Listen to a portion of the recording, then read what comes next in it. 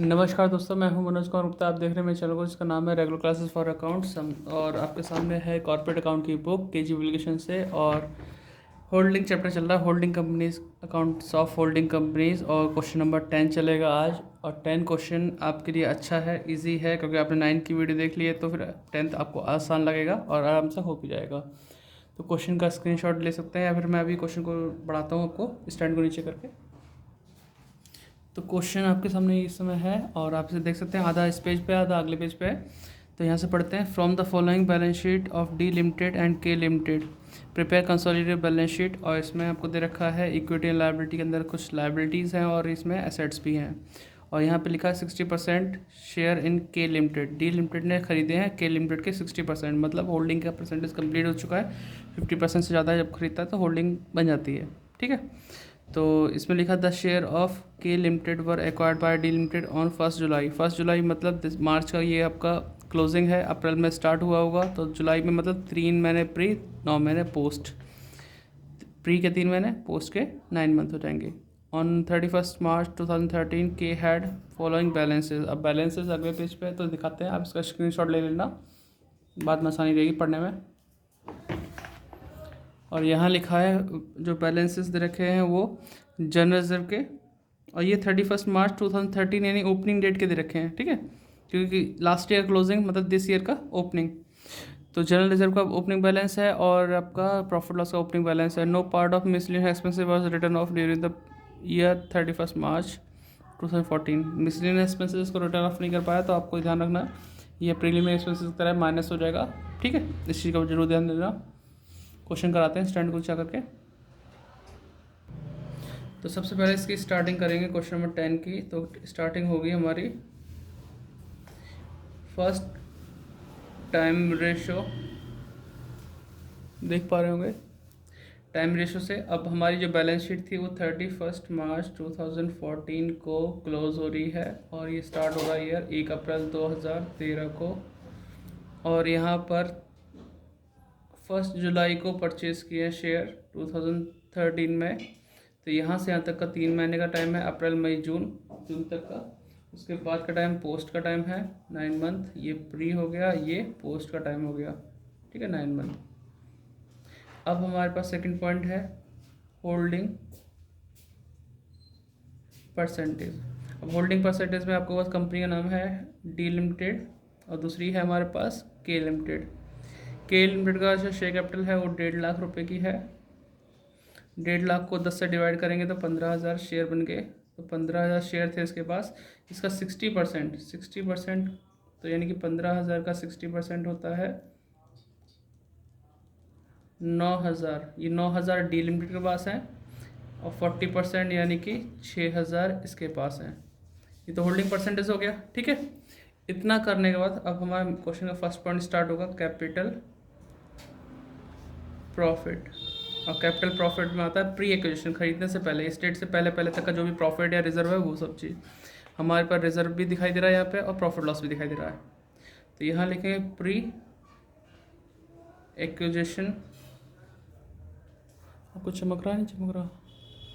हाँ, या फिर स्टैंड थोड़ा सा नीचे करता हूँ।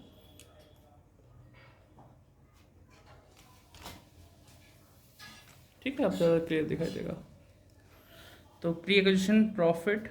अब प्री एक्विजिशन प्रॉफिट की बात की जाए तो ओपनिंग प्रॉफिट हमें साइड में लिखे हुए हैं, जो कि मैंने दिखाया था आपको वीडियो में स्टार्टिंग में। तो प्रॉफिट ओपनिंग है 10,000 और यहाँ प्रॉफिट गिवन है 20,000, है ना। ओपनिंग है 10,000, क्लोजिंग है 20,000। तो मतलब करंट ईयर प्रॉफिट डिफरेंस कैसे आएगा? 20 में से 10 माइनस करेंगे 10 आएगा। उस करंट ईयर में 3 महीने का प्री माना जाएगा, जो कि टाइमिंग रेशो के अकॉर्डिंग है। तो प्री एक्विजिशन प्रॉफिट में लिखते हैं ओपनिंग प्रॉफिट, जो लास्ट ईयर से रिलेटेड था, 10,000 दे रखा है। करंट ईयर प्रॉफिट कितना है? 20,000 minus opening minus closing, closing minus opening कर देंगे तो ये आ जाएगा आपका 10,000। इस 10,000 में 3 महीने का ये जो प्री है वो टाइम आ जाएगा 3.12 करके 10,000 इंटू 3/12, तो ये हो जाएगा 2500। तो ये टोटल हो गया हमारे पास 12,500। ऐसे ही हम सॉल्व करेंगे प्री एक्विजिशन रिजर्व, इसमें भी ओपनिंग दे रखा है, ओपनिंग रिजर्व, ओपनिंग है हमारे पास यहाँ पर 24,000 रिजर्व दे रखा है, और करंट का बैलेंस कैसे निकल जाएगा, करंट ईयर क्लोजिंग में है 30,000, तो 30,000 माइनस 24, तो 6,000 बचा, 6,000 में हमारा प्री का 3 महीने का आएगा 3/12, तो 6,000 इंटू 3/12 करेंगे 1,500 आ गया। ठीक है, बाकी 9 महीने जो बचता है वो हमारा पोस्ट के टाइम के लिए है, तो ये हो गया 25,500। इतना क्लियर हो आपको? यहाँ से आप लिख रहे होंगे, लिखते हुए जाना साथ साथ पॉज करके, तो 25,500 ये आ गया हमारे पास। ठीक है, प्री एक्विजिशन।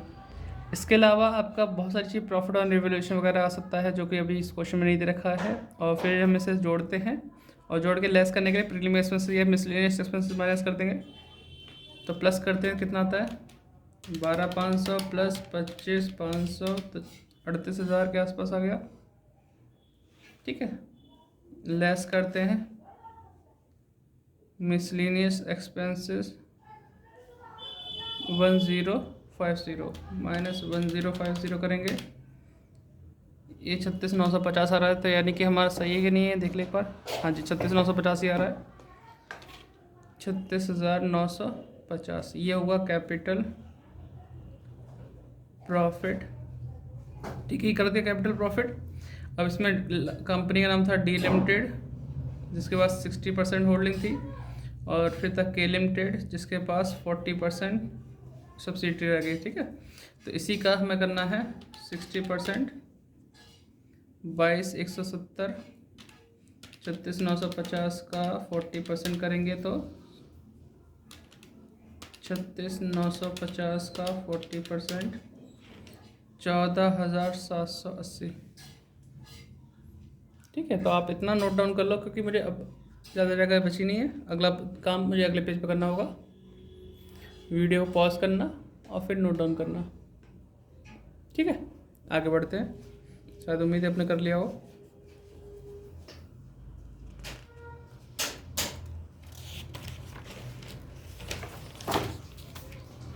अब आती है बात रेवेन्यू प्रॉफिट की। कैपिटल प्रॉफिट हो गया, अब रेवेन्यू प्रॉफिट निकालना पड़ेगा। नंबर 2 रेवेन्यू प्रॉफिट, ये डिपेंड करता है पिछले वाला जो पॉइंट है उससे, क्योंकि पोस्ट एक्विजिशन, और जिसको अभी फॉर्मेट समझ आ रहा हो तो स्टार्टिंग की 5वें क्वेश्चन की वीडियो देख लेना, जहाँ पे फॉर्मेट वगैरह सब कुछ है, तो उसे याद भी करना है आपको। पोस्ट एक्विजिशन प्रॉफिट की बात की जाएगी, है ना। अब पोस्ट के लिए मैं वापस पेज पलटता हूँ, दिखाता हूँ। हमारा करंट ईयर प्रॉफिट आया था 10,000, ठीक है, डिफरेंस निकाल 20 में से 10 माइनस किए थे, तब करंट ईयर 10,000 था, उसमें से 3 महीने प्री ले लिया, तो 9 महीने पोस्ट था, तो 9 मंथ का मैं यहाँ लेना है करंट ईयर में से 10,000 में से 9/12, तो ये 7,500 आ जाएगा। फिर आएगा पोस्ट एक्विजिशन रिजर्व, जो कि करंट ईयर 6,000 निकल रहा था, 30 में से 24 माइनस करके उसका 9/12, तो 1,500 इधर आ गया, तो 25 मतलब 4,500 इधर आना चाहिए। ठीक है, ये आ गया। अब ये इसके अलावा और कुछ तो चीज़ है नहीं, टोटल करेंगे तो आंसर आना चाहिए। एक बार आंसर चेक कर लेते हैं, आपको करा देते हैं। आंसर 12,000 आ रहा है, और 12,000 यहाँ पे आता नहीं आता, 7,500 प्लस 4,500, तो ये हो गया 12,000। मतलब सही चल रही है गाड़ी आपकी। रेवेन्यू प्रॉफिट हो गया, ठीक है। इसमें आएगा नाम डी लिमिटेड 60% और के लिमिटेड 40%। 12,000 का 6 वाशिंग 7,200 और 12 चौक 4,800, तो ये तो हो गया 12। इस तरह से शेयरिंग हो गई इसकी। नंबर 3 होता है कैपिटल रिजर्व, या फिर आंसर लिख लेगा उसका गुडविल, या गुडविल कैपिटल रिजर्व बोल सकते हो। ठीक है,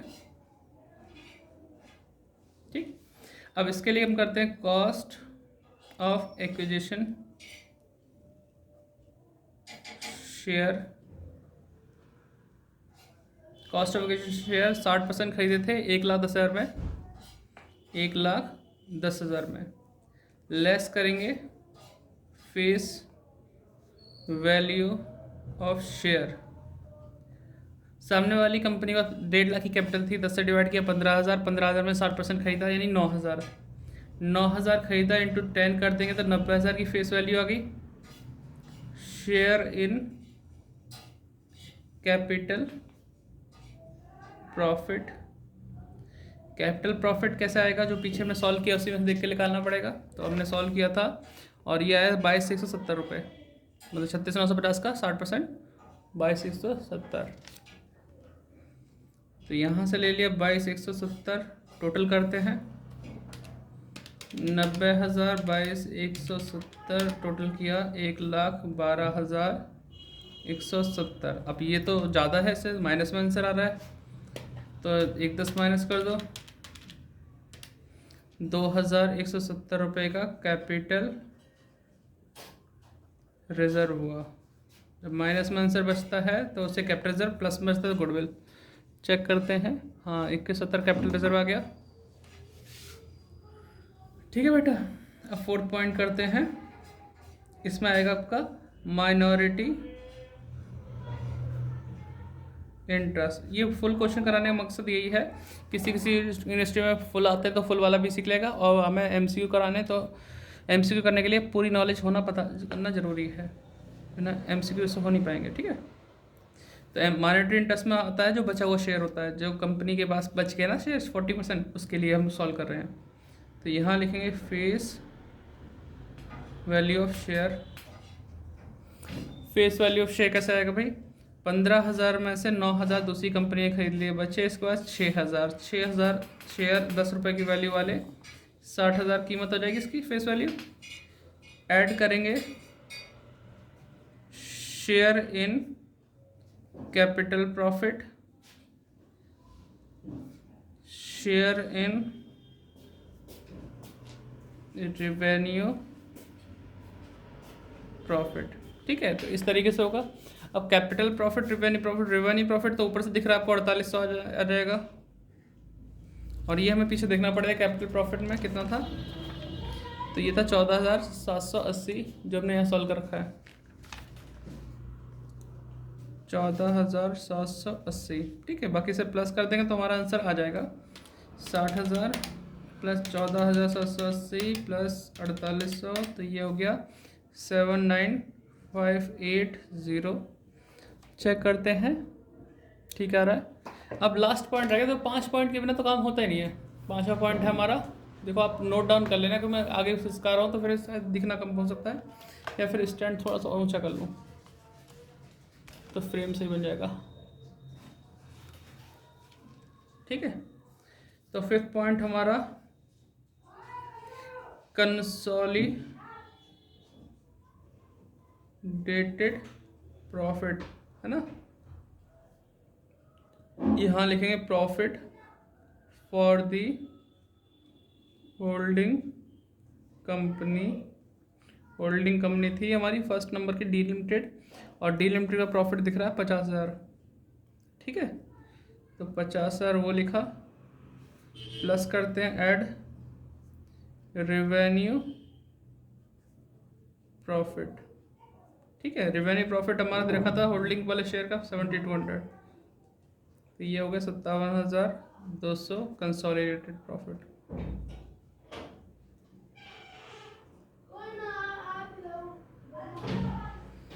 ठीक है बेटा, अपने समझ में आ रहा होगा आपको। 5वां पॉइंट कर दिया, बैलेंस शीट बना के दिखाएंगे किस तरह से बनती है। वीडियो ज़्यादा बड़ी ना हो इसलिए थोड़ा सा हिसाब से समझा रहा हूँ, है ना, कि आपको समझ में आए। लेंथ भी नंबर बड़ा इसकी, तो आप नोट कर चुके होंगे। नेक्स्ट पेज पे चलते हैं।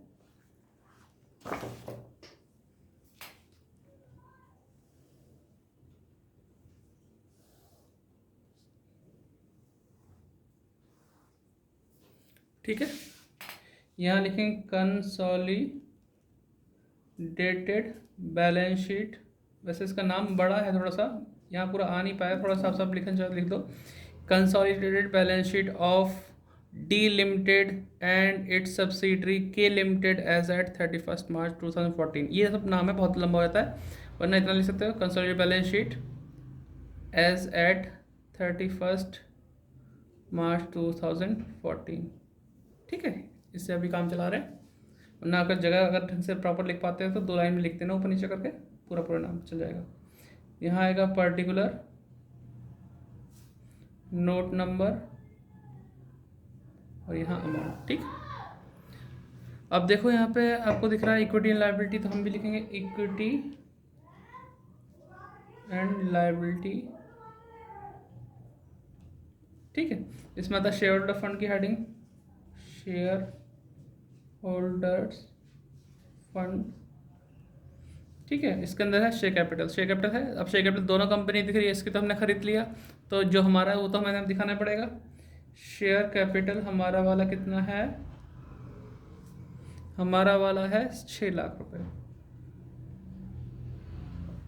फिर आगे लिखा हुआ है रिजर्व एंड सरप्लस की हेडिंग, रिजर्व एंड सरप्लस। इसमें आ जाएगा आपका रिजर्व एंड सरप्लस में जनरल रिजर्व, जनरल रिजर्व कितना है, जनरल रिजर्व 190, देख पा रहे हैं आप। ठीक है, 1,90,000 हो गया। उसके बाद प्रॉफिट लॉस लिखा है, प्रॉफिट लॉस ना लिख के कंसोलिडेटेड प्रॉफिट आ जाएगा। कंसोलिडेटेड प्रॉफिट हमें पीछे देखना पड़ेगा, 57,200 ये जो लिखा है, 57,200। इसके बाद है हमारे पास और भी चीज़ आती है, इतना ये लाइन तो यहीं ख़त्म हो गई।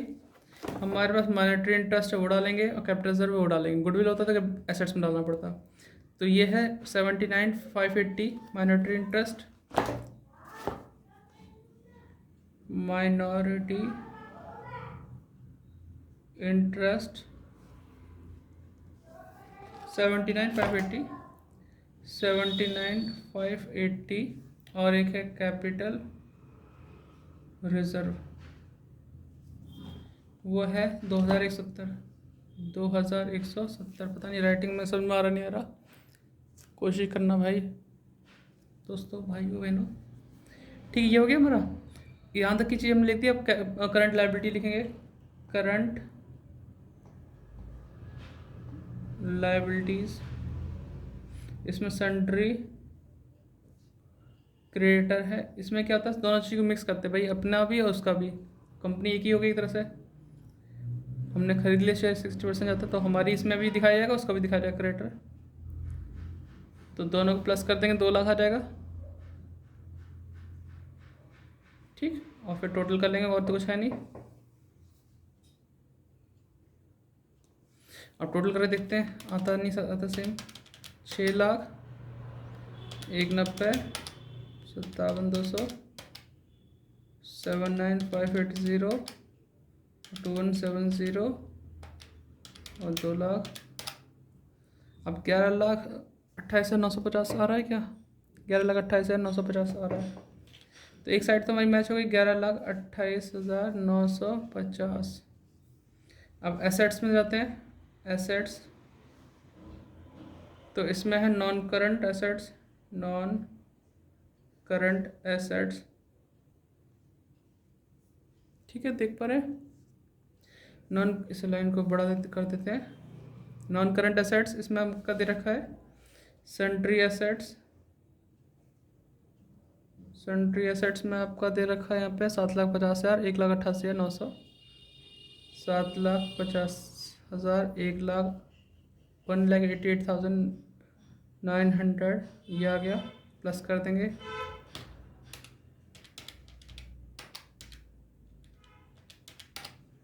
9,38,900, ये तो हो गई हमारी अमाउंट टोटल करके। ठीक, इन्वेस्टमेंट वाली जो वैल्यू थी उसकी कैलकुलेशन कर चुका, नहीं आएगा। मिसलिनियस करंट एसेट्स हमें दे रखी है और उसमें ये मिसलिनियस एक्सपेंडिचर रखा, तो मिसलिनियस तो आता नहीं है क्योंकि हम इसको यूज़ कर चुके हैं। करंट एसेट्स की हेडिंग के साथ अंदर ये अमाउंट दे रखी है, तो करंट एसेट्स इसकी अमाउंट के साथ दे रखा है 1,30,000 प्लस 60,050।